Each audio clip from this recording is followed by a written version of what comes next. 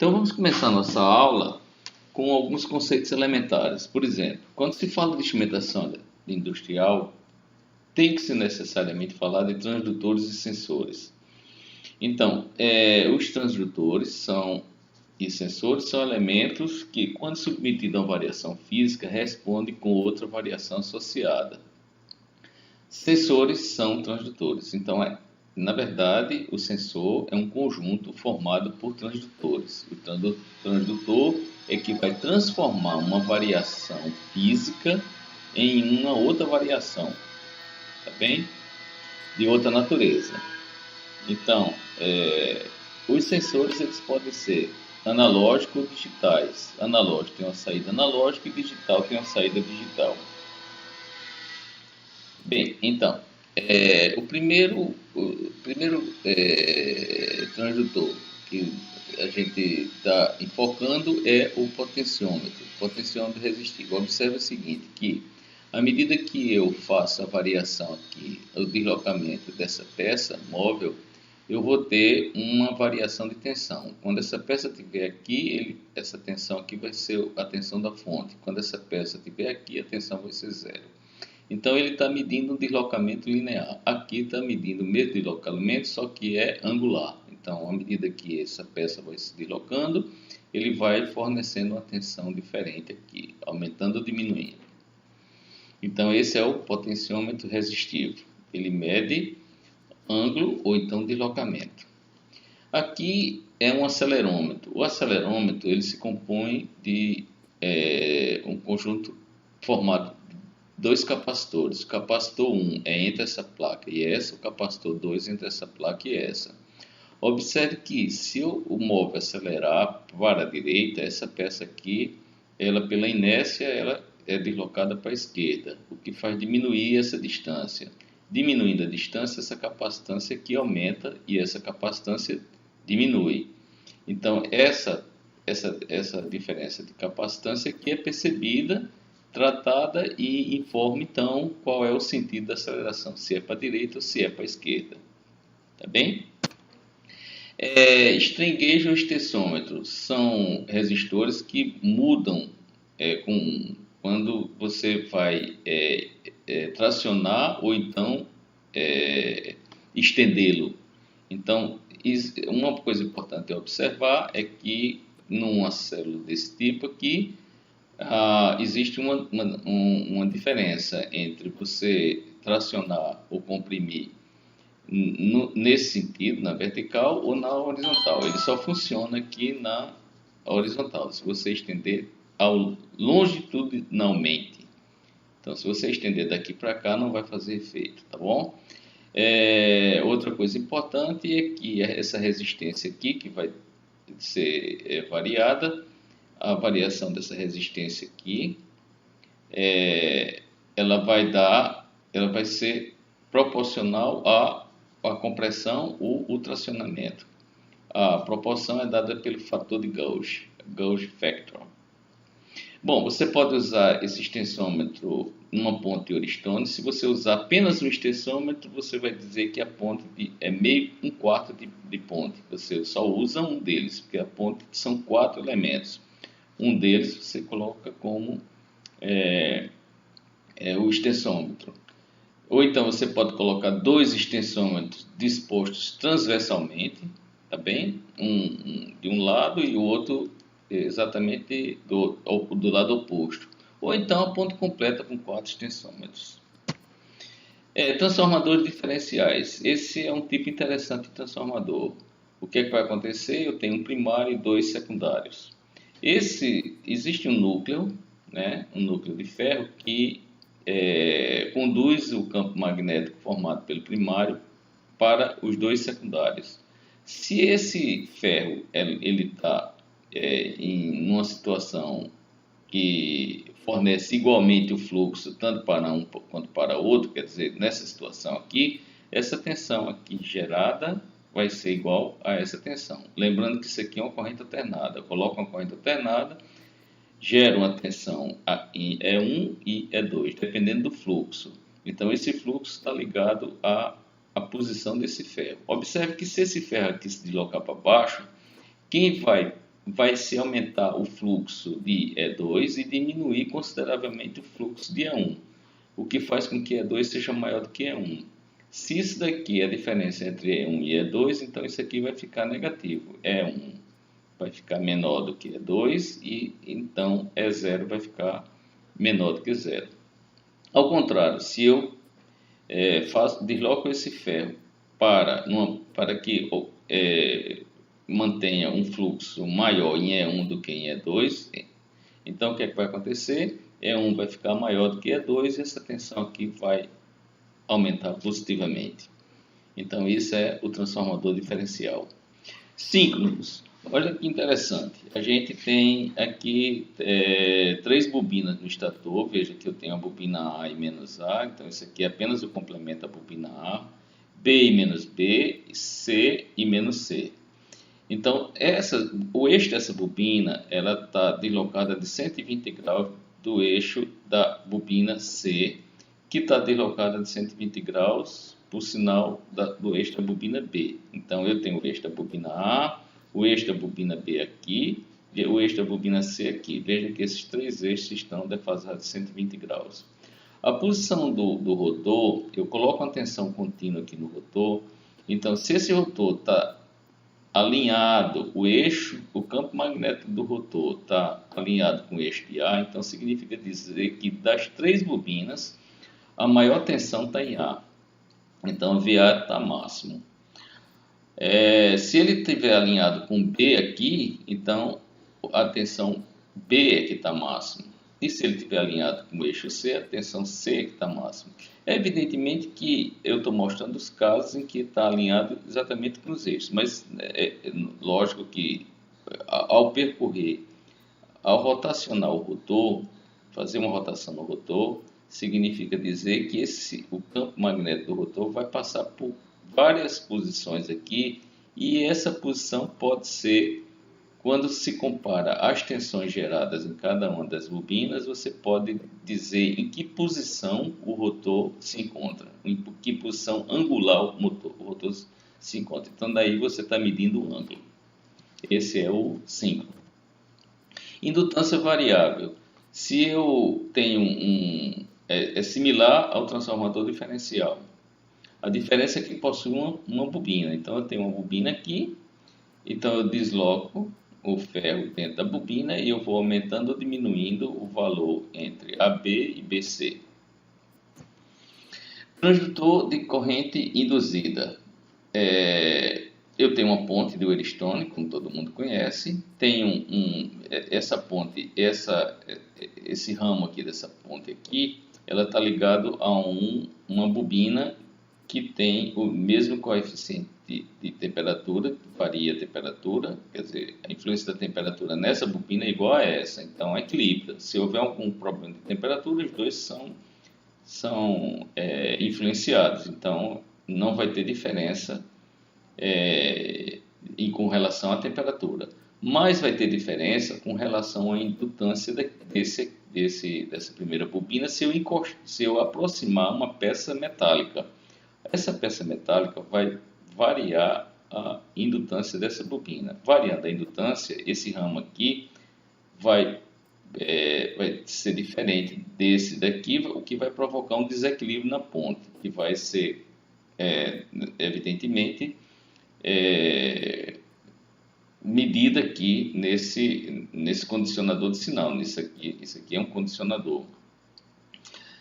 Passa pelo filtro, passa baixa, etc. Então, qual é a intenção? É medir o quanto, né, isso daqui varia em relação a essa indutância, varia em relação a essa, por conta da aproximação desse material. Então, a variação da tensão aqui, que depende do desequilíbrio entre esses dois componentes, ela vai depender da aproximação desse material. Então, eu vou obter então um transdutor de corrente induzida. Quer dizer, a aproximação do material vai ser medida através dessa tensão que vai sair daqui. Medidores capacitivos. Então, eu posso fazer a movimentação das placas. Veja que, como a gente viu, é parecido com o extensômetro. À medida que a distância aumenta, a capacitância diminui. Então eu posso medir indiretamente essa capacitância. Por exemplo, eu posso ter uma tensão aqui que vai depender da capacitância. Então o valor dessa tensão vai me dizer exatamente a distância entre as placas, o que vai também fazer com que eu possa medir o deslocamento. Esse aqui é um sensor capacitivo, né? Então, o capacitor tem um dielétrico com um dielétrico A. A aproximação de um objeto com uma constante elétrica maior do que 1 modifica sua capacitância, que pode ser detectada por um circuito eletrônico. Então, isso aqui é um sensor capacitivo. À medida que eu aproximo algum material aqui, essa capacitância vai variar e é sentida para o circuito. Transdutores piezoelétricos. Certos materiais sólidos, quando deformados, geram em seu interior uma carga elétrica. Esse efeito é reversível, isto é, se for aplicada a carga elétrica, haverá deformação do material. É utilizado para medir aceleração, força e pressão. Então, se você faz um esforço mecânico, você tem o surgimento de uma tensão elétrica aqui. Então, essa tensão vai medir o esforço mecânico aqui, tá bem? E também é reversível. Se você colocar uma tensão aqui, vai haver um deslocamento mecânico aqui nessa dimensão do material. Então, esses são os piezoelétricos. Por exemplo, os cristais, eles têm essa característica. Dispositivos eletroópticos. Ele combina os princípios da óptica e da eletrônica. É um dispositivo que não ocorre contato físico. Então, você tem uma fonte de luminosidade aqui e um fotodetector, né? À medida que essa superfície ele se aproxima, se afasta, a incidência da luz vai variar. E aí, essa variação é sentida aqui. Evidentemente, você pode medir essa distância aqui, esse gap, através da intensidade luminosa que esse fotodetector detecta. Fotodiodo. O fotodiodo, ele é um dispositivo semicondutor que converte luz em corrente elétrica. Então, quando imagine um LED, né, que emite luz, e aí o diodo, esse diodo aqui, ele vai aumentar ou diminuir a resistência intrínseca dele através da luminosidade, o que vai fazer com que varie essa corrente que pode ser sentida aqui. Então, a aproximação disso aqui, ou então a interrupção desse fluxo aqui, ele vai ser sentido aqui por esse circuito. Então, esse é o fotodiodo. Aqui é o fototransistor. O fototransistor ele vai ser a mesma coisa do fotodiodo. Só que você vai colocar...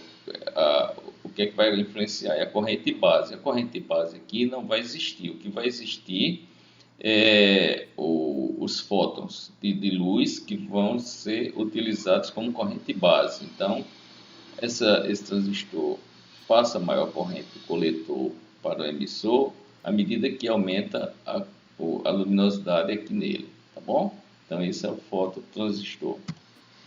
Sensor ultrassônico.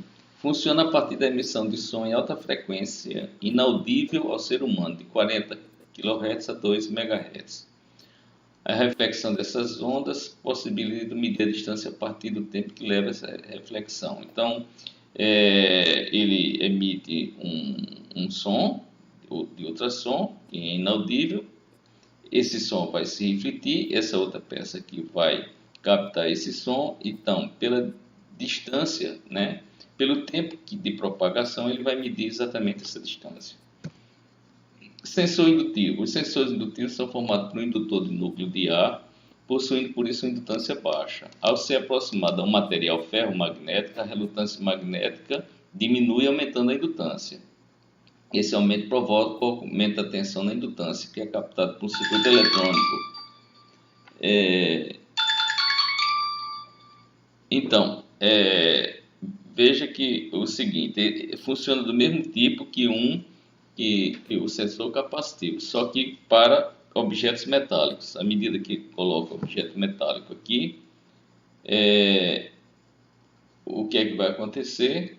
ele vai variar a relutância e, por conseguinte, variar a indutância. Tá bem? Então,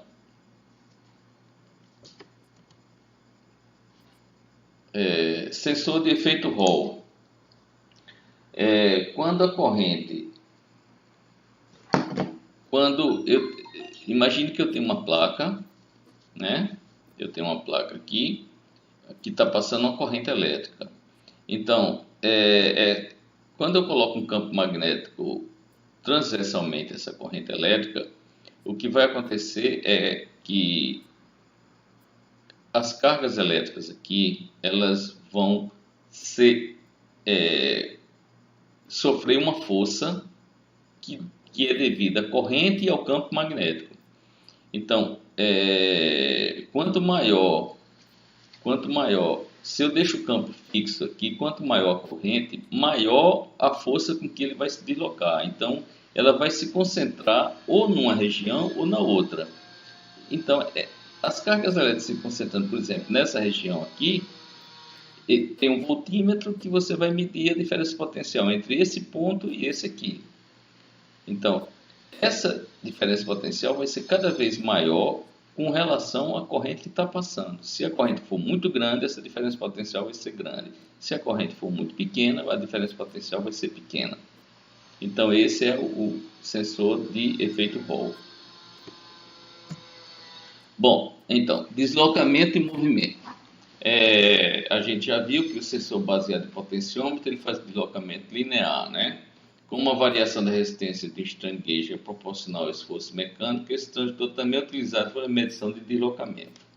Ele pode ser, para você fazer a medição de deslocamento e movimento, você pode usar um potenciômetro, sensores capacitivos, transformadores diferenciais e sensores indutivos.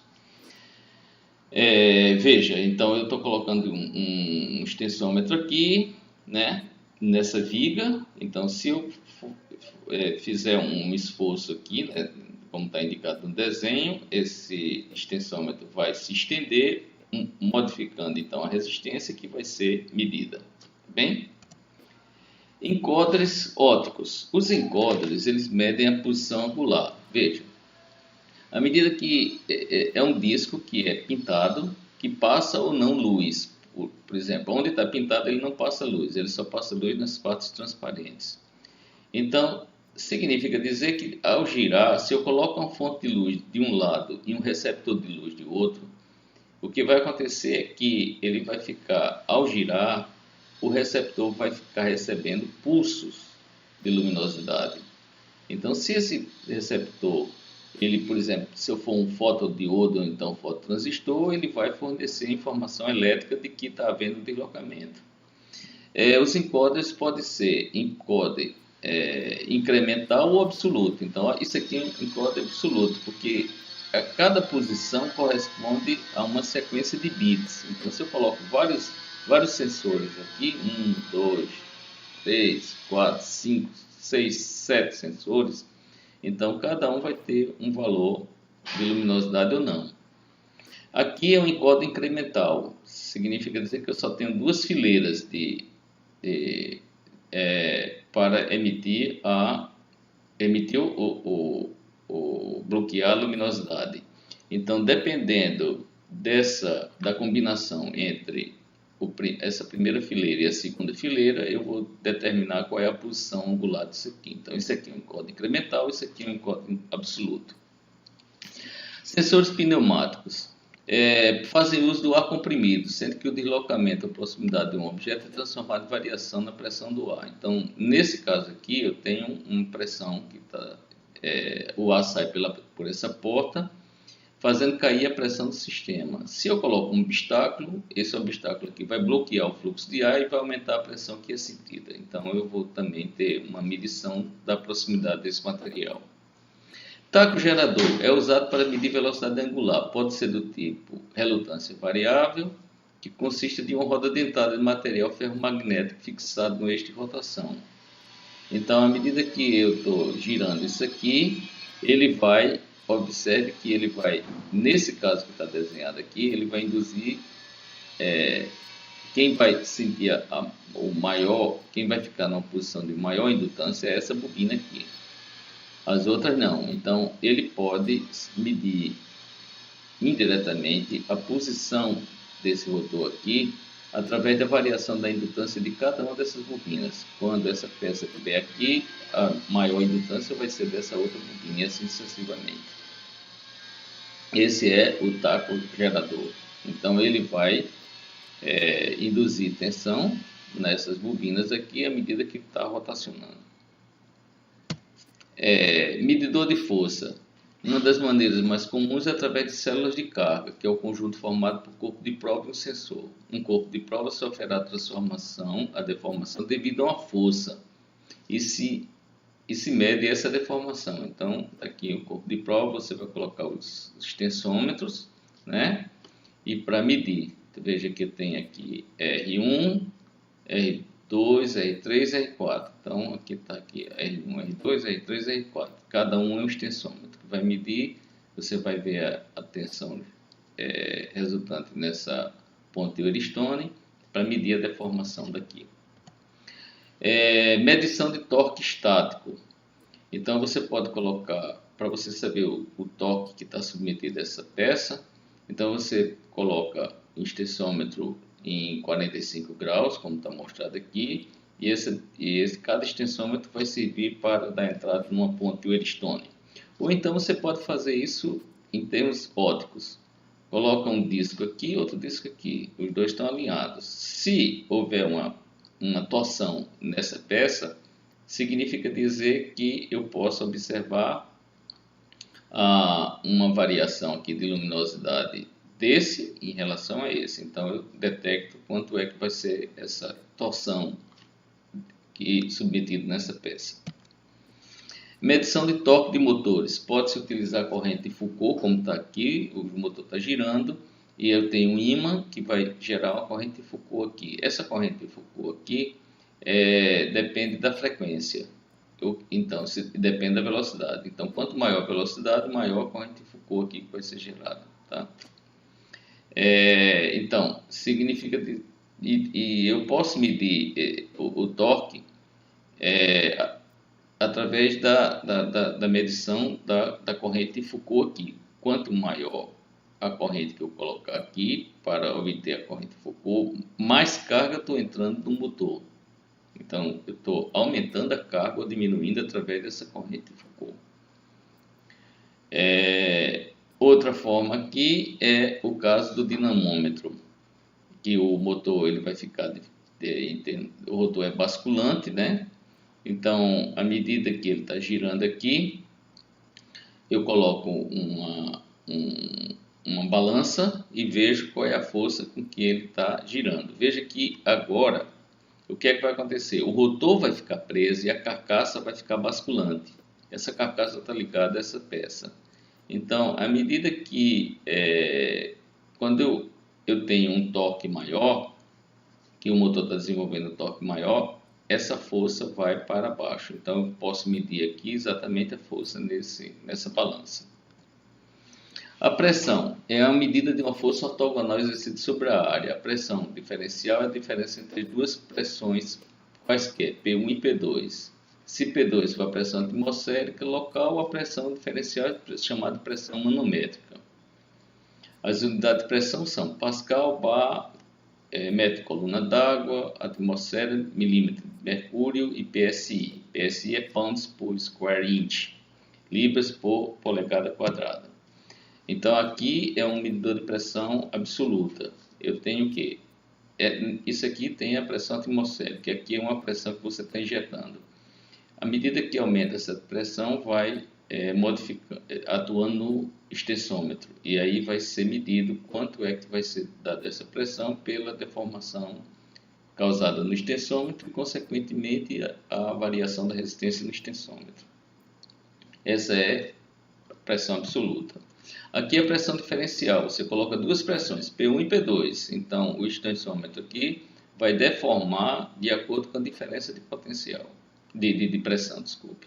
Então, essa diferença de pressão vai ser medida através da da resistência do extensômetro.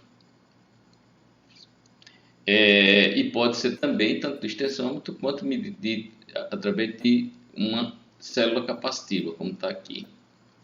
Ou extensômetro ou célula capacitiva, que dá no mesmo. Então, à medida que eu estou aumentando a pressão, diminuindo aqui, então isso aqui é uma placa, isso aqui é outra, isso aqui é outra. Então, tem um capacitor 1, um capacitor 2. É aquela mesma ideia que a gente já tinha mostrado anteriormente. Então, vai haver uma variação das duas capacitâncias que vai ser detectada. Manômetros em U e barômetro.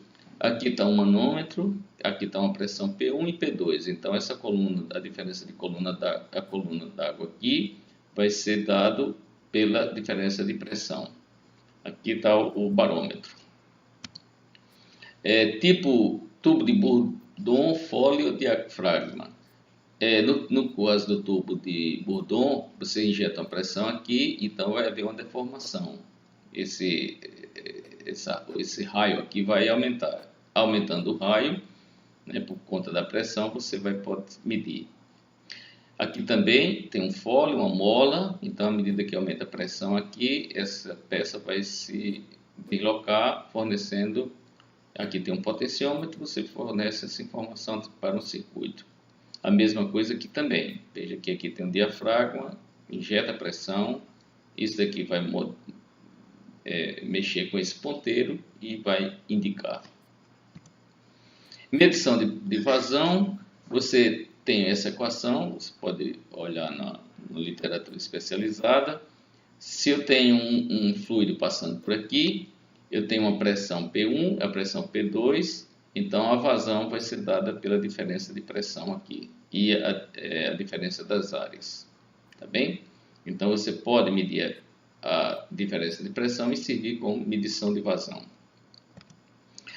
Rotâmetro, a gente já tinha falado em outras aulas, é quando você tem um fluido, ele está subindo nessa direção, está provocando a força de empuxo aqui nessa peça. Essa peça também está submetida ao próprio peso, então a diferença entre o empuxo e o peso vai dar exatamente a medida da vazão aqui. Então a vazão vai influenciar exatamente nisso. Se a vazão for grande, o empuxo é maior, então ela vem para cá. Se a vazão for pequena, ela fica aqui. Medidor de turbina. Se uma turbina for colocada em um tubo, sua velocidade será proporcional à vazão. Então veja que tem aqui essa turbina, o fluido está passando, e aí quanto maior a velocidade aqui, eu estou captando essa velocidade, significa dizer que é maior a vazão. Então estou medindo a vazão através dessa turbina. Medidor de vazão eletromagnética é quando o líquido é condutor. Vamos supor que tenha algum líquido, mercúrio, alguma coisa passando aqui nesse tubo. À medida que eu coloco um campo magnético e vou obter uma tensão. Ora, campo magnético, o condutor se movimentando dentro, significa dizer que se existe um deslocamento entre o condutor e o campo magnético, vai gerar uma tensão. Quanto maior essa velocidade aqui, maior a tensão gerada. Medição de força de vazão por força de arrasto. Então, esse fluido está passando aqui, à medida que tem uma maior vazão, ele vai dar uma força de arrasto nessa peça, que vai se deslocar para a direita. Quanto maior a velocidade, maior o deslocamento, isso aqui também pode ser medido. Medidores de fluxo de massa. A medição de fluxo de massa é algumas vezes mais importante que a medição de vazão. A medição de fluxo de massa de combustíveis líquidos em um foguete é um exemplo. Então, tem dois métodos. Desenvolve a medição do fluxo volumétrico e da medição de densidade. Com esses dois valores é calculado o fluxo de massa. Você mede o fluxo volumétrico e tem a medição da densidade. Ora, densidade é igual a massa sobre volume, então você tem a medida da massa. O outro método é o processo de medição diretamente da taxa de fluxo de massa. Veja aqui que você tem um deslocamento desse tubo aqui, quanto maior a massa, mais pesado ele fica, e esse é medido aqui através desse medidor. Aqui o peso depende da densidade do fluido e a diferença de pressão depende da densidade aqui desse dessa massa que está se passando desse tubo. Bom, pessoal, então é isso aí. Eu espero ter novamente colaborado e nos